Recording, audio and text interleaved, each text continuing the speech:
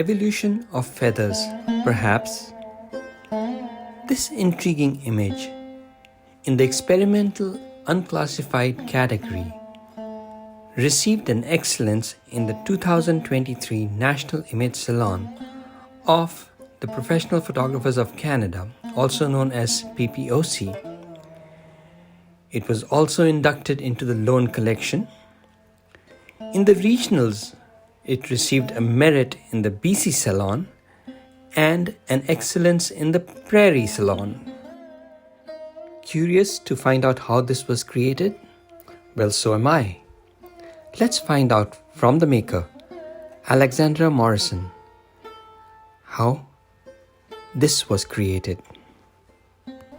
Welcome to Award-Winning Images Explained. My name is Manpreet and I'm your host.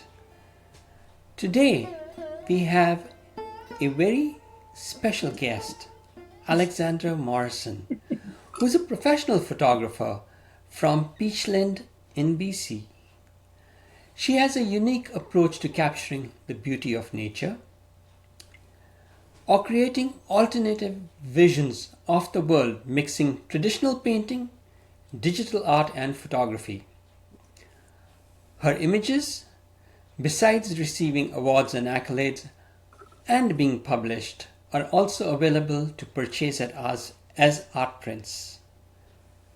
Today, through her thriving platform, naturephotographycentral.com, Alexandra reaches out to a global community of like-minded creatives, offering education and inspiration to those eager to unlock their artistic potential. I'm thrilled to have you as a guest today, Alexandra. Welcome. Thank you. Thank you for inviting me. This is so exciting. It is. So tell us, Alexandra, who is Alexandra Morrison? And tell us a bit about your background and how you got started with photography, digital art, and mixed media fine art. Sure. Yes, well, I am one of those weirdos that loves creating things, always have been. My first memory was back in, I don't know, I think maybe I was 7 or 8 or 9, and my mother presented me with a clipping from a Scottish newspaper that my grandmother had sent in a picture that I had sent her to this newspaper, and they published it. And anyway, it was like, wow, okay, this is neat. People think what I do is interesting. And I actually have the original artwork after my grandparents moved to Canada. They gave me the original print back. So if I had it here to show you, and maybe I'll put it on my website for later, but it is weird. And that was my first experience and exposure to creating weird art. So like not landscapes, not portraits, just crazy stuff. So that's how I got started. And then I got into photography in a big way in 2004, and I joined PPOC and sucked up all the information and all the learning and all the advice I could get. And some of the judges at PPOC seem to like weird art too, and here I am today. So that's me. Well, you got some powerful images on your website. Where do you get your inspiration from? And specifically, the evolution of feathers. How did that come about? Yeah, what I like when I'm using a camera, I think I'm trying to present the world to people in a way that they might not have seen it themselves. So the idea of learning to see is kind of an important part of that, and I think it's just when you see something unique or different from a different perspective, most people want to share that with their friends or partners and stuff, and I think that's kind of what I do with my photography. And what happened with evolution of feathers, like I don't know how other PPOC members get ready for the National Image Salon, but I find that you almost have to create images specifically for the salon. and that's kind of what I've ended up doing over these years is, kind of taking into account how the judges like to see images, looking at what the competition is going to be. And, I don't really consider myself competitive, but man, I want to win some awards at the national convention, right? So I was looking for something different. I retired in 2019. And so I'm not really doing photography for clients, or I don't have any kind of business anymore. So it's really kind of opened my time up to do what I feel like I could do, right? So what am I going to do that's different? And I was at the competition the year before, and I saw some amazing, amazing work. People are using all the fancy tools in Photoshop, and because I'm not doing it every day for my work, I'm kind of falling behind in my Photoshop skills, and I don't know all these regenerative bits and pieces and stuff. So I went, oh, crikey, what am I going to do? I've got to do something really good for the salon. And I want to show people that just because I'm retired doesn't mean I've gone away. I'm still here, and better than ever, I might say. So anyhow, I have lots of time on my hands to refine and learn some new skills as it comes to photography and processing. And I turned to fractal art, which I had been experimenting with since probably the mid 90s, but never had the time, right, to really kind of jump in and learn and evolve stuff. So this is what I did for the image competition, and it took me probably 3 or 4 months to perfect it. And it's fractal art created with a fractal flame, which is not like Mandelbrot sets or things that people might be familiar with when it comes to fractals. It's a different kind of thing, and basically it's a mathematical equation, and this is the visual representation of a mathematical equation. And if you've worked with fractal software, you know that it's you can't do anything on purpose. I mean, I'm not advanced to the point where I can do that. Maybe some people do. They have a vision in their mind and they know how to manipulate the software to get what they want. I'm nowhere near that. I'm just flying by the seat of my pants, and hey, that looks cool, and kind of, keep kind of tweaking till I get to a point where I think, well, this looks very neat, right? So that's how the evolution of feathers came to be. And the fractal itself is a PNG. It's on a transparent background. So when you bring it into Photoshop, you do still have to do your layers, your dodging, your burning, editing little pieces out, because some of the little flames can go like stray hairs on a portrait. You have to get rid of those. Add some lighting effects, textured backgrounds, and so forth. So I submitted it, what you see there on the screen, and thankfully the judges they saw something in it that they liked, and gave it a good award. So I was quite pleased. Huh. So as I understand this image, there was no camera used. Correct. And a fractal, as I understand it, is a mathematical formula. My understanding of fractal is that it's a mathematical formula that explains repetitive shapes. Many of them are found in nature, right? Mm-hmm. Correct. That's right. Yeah. So take us through the process. What software was used for this? The software is called Apophysis, Okay. APO YSIS. Don't worry, I'll put it up on the screen. Yeah. Like I say, I'm kind of behind the times now in my software, but I've had this on my computer for years. Like, it's really old software. I know there's updated versions. There's also other fractal generators that will work with flames. One is called Chaos, I think, and it's a rendering engine. So Apophysis does do rendering as well, but that, for the size of that image, which was the 16:9 aspect ratio for PPOC, it rendered for I don't know, like maybe 6 hours in Wow. Hypothesis. Mm-hmm. So the other software that I'm just learning now is it's just a rendering tool. You can manipulate the things to a certain extent, but not the same way as you can in Hypothesis. But it renders much quicker, and it's got a much finer like resolution. You can get much better resolution from this called Chaos than I can with Hypothesis. So it's a two-part thing. I didn't use it in this image though because after looking at this 6 hour render, it looked pretty good to me, and I didn't want to have to take a chance on wrecking it by using a software that I wasn't very familiar with. Yeah. So this is a personal project done for the competition. Exactly. Yes. Nice. So you want to walk us through how you came about this image? Was it like a result of experimentation? Did you have something in mind when you started off? No, I had nothing in mind. As you need to have probably nothing in mind. Your mind needs to be a blank slate. I think Mm-hmm. when you're using fractals. So should I pop it up here on the screen Yeah, for yeah, you? absolutely.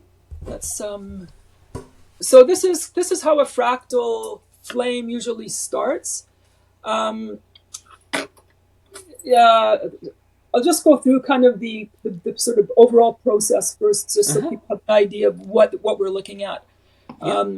So it's all math, and I hate math, and I don't know how it works. Like I'm the most math averse person you'd ever meet in your life, but I love this stuff. So there's a tool here, and this is where you can manipulate your equation. Mm-hmm. I just want to make it a little smaller so we can see the actions that are happening.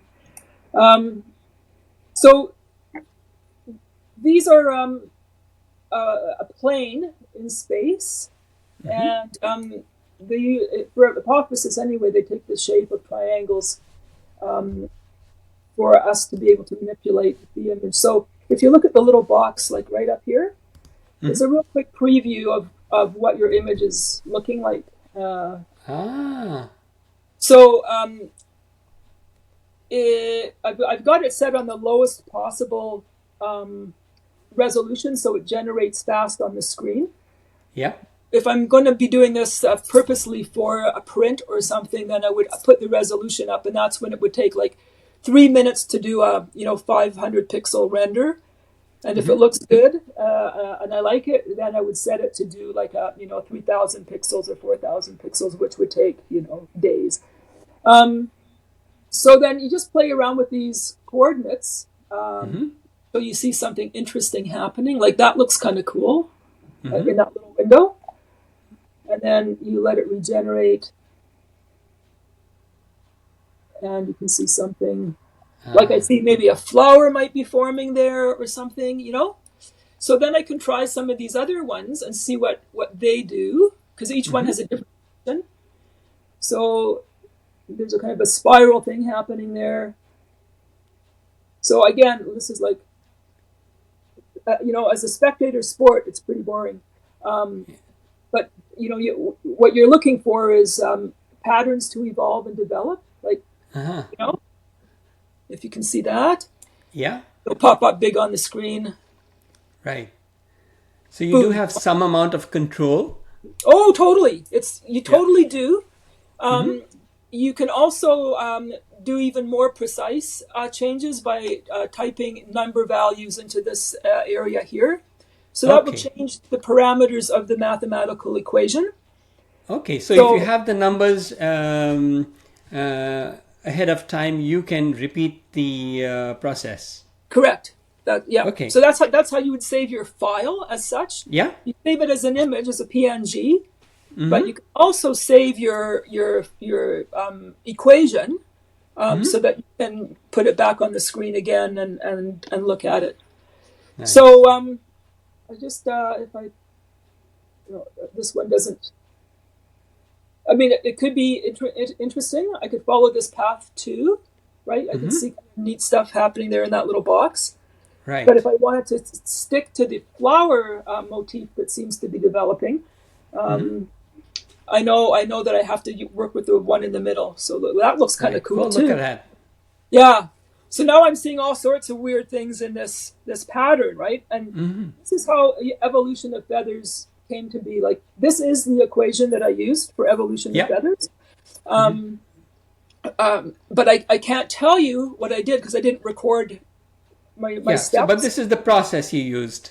Yeah, and this is why it Yeah. took 6 months. Like 2 hours one day, 4 hours another day. Uh-huh. Uh, those cold winter days when you don't want to go outside, it's just like, oh yeah, I'll have a Right. big cup of tea and just play on my computer. So my husband, I'm totally out of my mind because I hear and make these little changes, and they go, oh, this is cool, and he comes to look and he goes, what is that? Right. So that's how it works. So you do have the initial file that you then brought into Photoshop, right? Yeah. So what I do from here, like I say, I render it out in high resolution, Mm-hmm. and then that will spit out a PNG file, which I have in Photoshop. So and that's what it looked like right out of Hypothesis, and I'm just going to go Oh, to so the you can get a transparent background there. yeah, they're all PNG with a transparent background. Okay, So I nice. mean, again, that opens up a whole bunch of other creative opportunities, Yes, right? right. I could manipulate this thing a million times and do another kind of pattern with it or swirls in it or whatever. And I'll just pop it onto a black background for now. Mm-hmm. Um, there we go. So you can see it a little bit better. Yeah. So obviously the one that I submitted, I rotated a little bit. Uh-huh. And you can see, I don't know if you can see that. There's like all these little strands and hairs, Right. which we know the judges would never stand for that. It's not Right. story. It distracts from the composition and everything else. So I would use a mask and just mask all of that stuff out. And I would use a mask because I might make a mistake, or you stand back from your Yeah. monitor and you see that there's smudges or there's defects there. So but if I can pop it a little bit bigger again, I don't know if you can see like Yeah. all the crazy details that are in there. Mm-hmm. And what really kind of got me, and this is how I got into the feathers part of it, is this section here to me looks like birds' feathers. Yes. So that's kind of how I came to the name of it, is because clearly something's evolving here, Yeah. and it's turning from nothing, really. Mm-hmm. It looks like braiding or knitting or something like that. Oops. Yeah. Here in this section, and then it evolves into the feathers that we're looking at the top. So Nice. And once you get it into Photoshop, there is endless things that you can do to it. yeah, like in this one was as I say, I did the kind of manipulation of the image to get rid of all the defects and everything else. And again, for competition, I think the judges would probably think, like on my monitor anyway, this is very bright in here, Mm-hmm. and some of this yellow color almost is blown out. Yeah. So a lot of dodging and burning to try Uh-huh. to keep that three-dimensional look to it. Feel. Yeah. Yeah. I didn't do much in the way of sharpening or anything like that because I think at the resolution that it's presented to the judges, it was quite sharp and quite detailed. I think I had a couple of layers of different color on there just to kind of bring out the colors a little bit more. And then I had a textured background, which, anybody who's followed my work or my images, like I'm a texture queen. Everything has to have textures and stuff on it. So this one had a background texture. So you can see on the background, there's a texture in there. It's not pure black, right? Okay. Okay. And this is turned around, and I can't remember now, but I might have even like scaled it or, manipulated the dimensions a little bit to make it look more appealing. So that's how it came to be. Very interesting. And so it was not too much that you did in Photoshop, did you? No, just like sort of the regular retouching that you would do on any image. Mm-hmm. There was no manipulation in Photoshop specifically. I think I have the layered file someplace, but it was more like changing the orientation, Uh-huh. burning and dodging, Mm-hmm. some texture work, a couple of layers, and then the background. So usually my images, my Photoshop images, they can have anywhere from like 10 to 30 layers in them. Oh, yeah? A lot of them have lots of layers. Yeah. This was kind of an anomaly in that way because I think there was maybe only 5 or 6. Yeah. You have the original PSD file? Yeah, The layered file? yeah. Let me find that. Oh yeah, this is it. Okay. This is 90% opacity on a black background to get Okay. rid of some of that, glaring brightness. If you recall from the original image, like I was talking about in here, it looked really Right. glaring. So, and I think the color has also been adjusted too. Like that, Mm-hmm. that must have been something that was done in the earlier file just to get it so it wasn't quite so yellow Yeah. blended in. And then this one is just duplicated Mm-hmm. um, to give it a little more brightness. Yeah. It's a normal opacity, or sorry, normal blending mode and 90% opacity. Okay. Okay, and so what's this one? Oh, little bit of burning and dodging on a mask. Again, Mm-hmm. just to kind of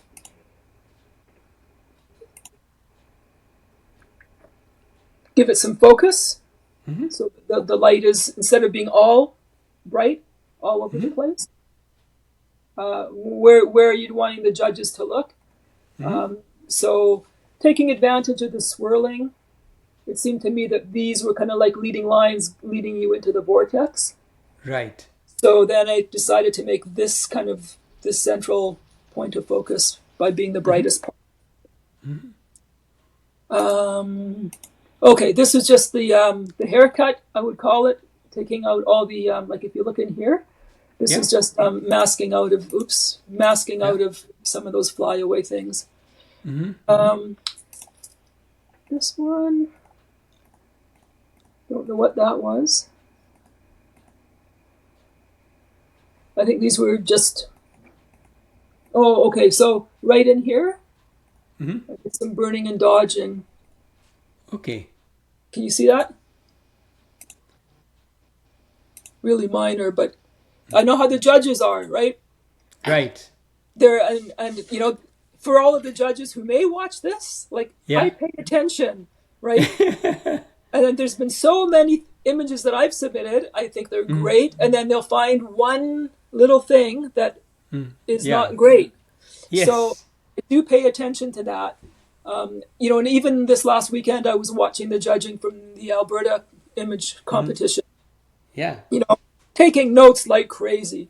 So, although, it's, for me, it's a little hard. Like the monitors are so small, like Right. doing it online, you can't really see the image that well, Yeah. right? For us watching, it was way better for me in the day where you could go to the image salon, you could see it on the big monitor, you're there with a bunch of people, there was energy in the Yeah. Yeah. room.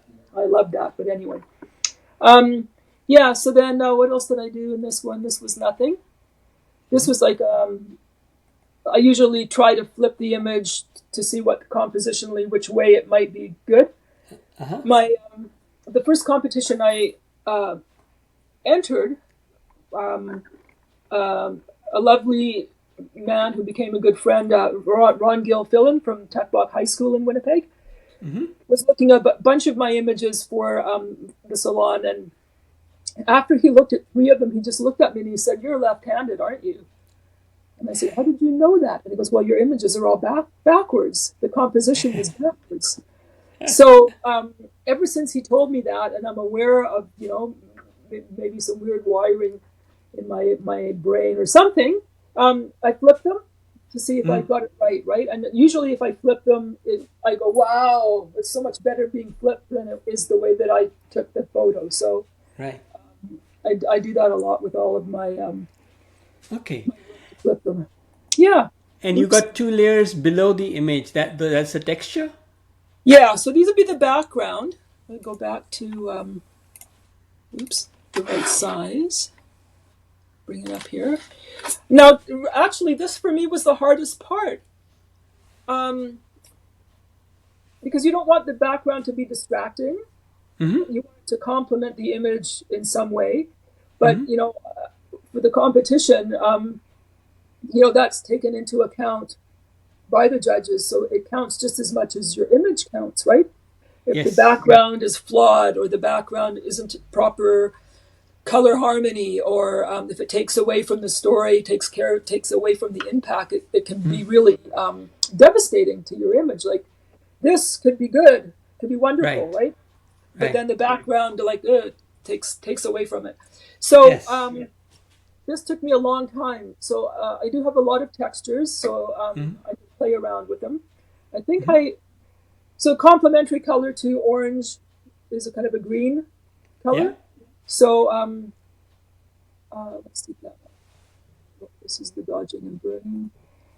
So if I take this to normal and I put it back up to, so that was what the texture originally was. Okay. If I take that off, so now you can see it just as it is. Yeah. Just by itself. So then on the background, it looked kind of neat. It looked a little more painterly. And then this one, gave it some light, but still with the ability to see the texture through it. Mm-hmm. And then here come the feathers. Right. And then all the other burning and dodging and stuff that came in. So then, after that, I can kind of judge again if it's too much or too little. Right. And so, like on my monitor, that looks pretty good. There's some texture there, there's some color there, but not enough to, take away from the actual image itself. Mm-hmm. It's pretty interesting, and preparing for competitions, it's incredible how much one learns. In terms of, I know my photography has improved entering competitions and trying to think how judges think. Now you've been entering competitions for over 18 years, right? Has it been that long? Yeah, I guess.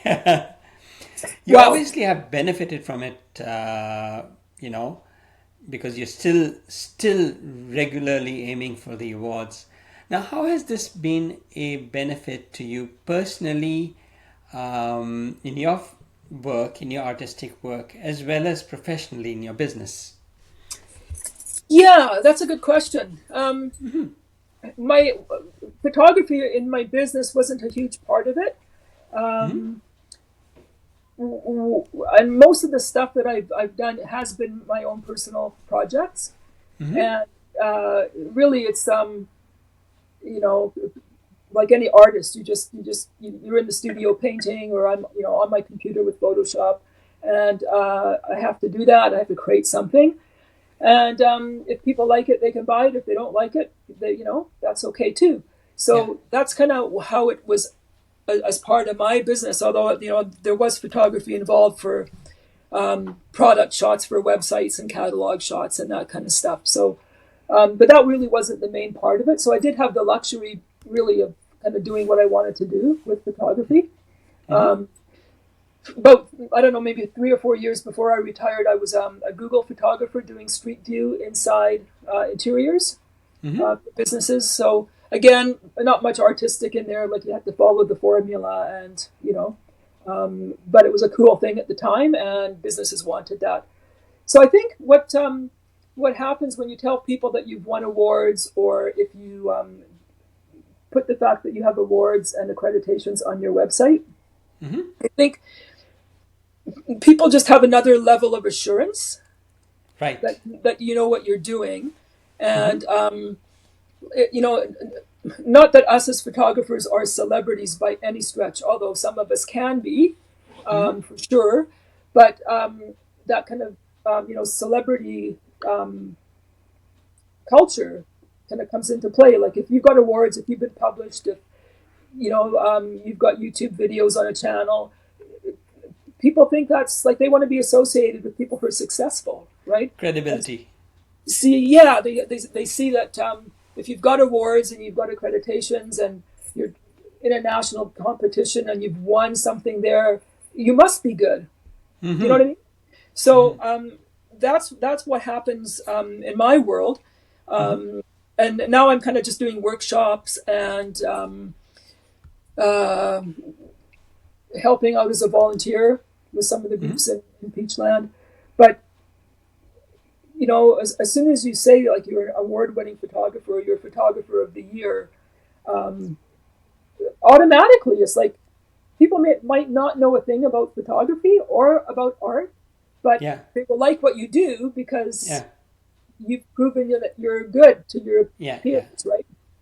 So it's helped me a lot in that way. Like I think anytime I want to do something photographic, whether it is art or whether it's like art for sale, prints for sale, or anything like that, or workshops, um, having those kind of credentials and that kind of recognition, you know, from my peers is something that's really helped Yeah. convince the public that they should invest their money in what I'm doing. So Right. they're Right. very helpful. Yeah, it's a stamp of approval from a recognized body.